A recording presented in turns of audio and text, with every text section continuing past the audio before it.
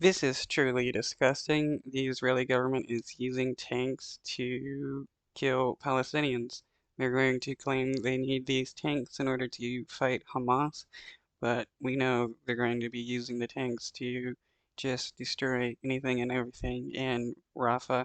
Uh, in the beginning of this video, we have a tank just driving over a bunch of property, like this sign saying "I love Gaza."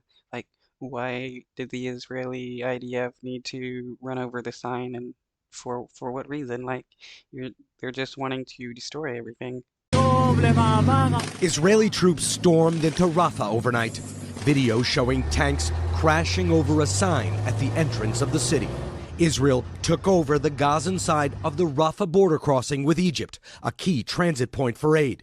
It says Hamas used the area to launch a deadly attack on Israeli troops over the weekend.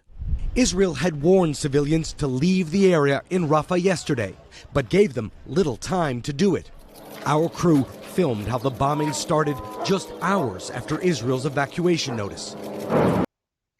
Hours after evacuation notice, that's not enough time for people to leave. And if anybody dies, you got Israeli defenders that will claim, well, why didn't they leave the evacuation zone? The Israeli government gave them pamphlets to leave. Like, yeah, they don't have time to leave. Palestinian medics say more than 20 people were killed in the overnight operation, including children.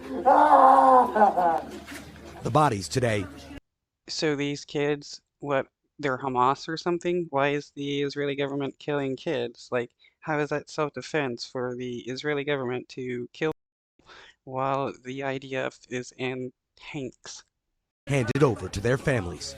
Hamas says it has agreed to a plan to end all of this and sent NBC News the full text of a 4-page document in which Hamas promises to release all the hostages it's holding.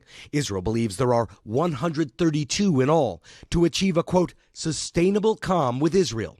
Hamas says the plan would be implemented in 3 phases, each 42 days long. In phase 1, Israel and Hamas would cease hostilities, and Hamas would free 33 hostages, including all women, hostages over 50, and sick and wounded civilians.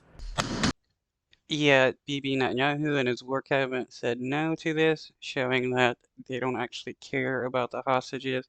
I mean, it is quite possible that tank fire from the IDF will kill hostages, but does Bibi care about that? No.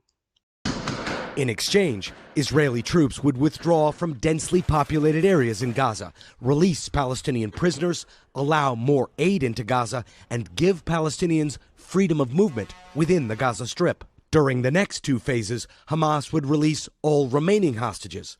Israeli troops would leave Gaza completely, and a 3 to 5 year internationally supported program to rebuild Gaza would begin.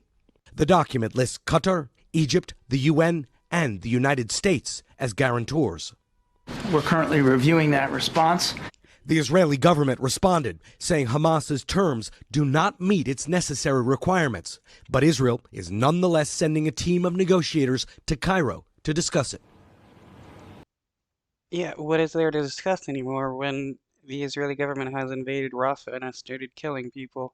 And it's not like Bibi Netanyahu's ever going any ceasefire deal. He's already said he's never going to accept any deal, and even if there was a deal, he's still going to invade. So it's not like any of it matters when you got the Israeli government just going to say no or delay any proposal. A key sticking point is the future of Hamas in Gaza. The terms presented by Hamas strongly suggest that the group would remain in power, which is something the Israeli government has said it will never accept.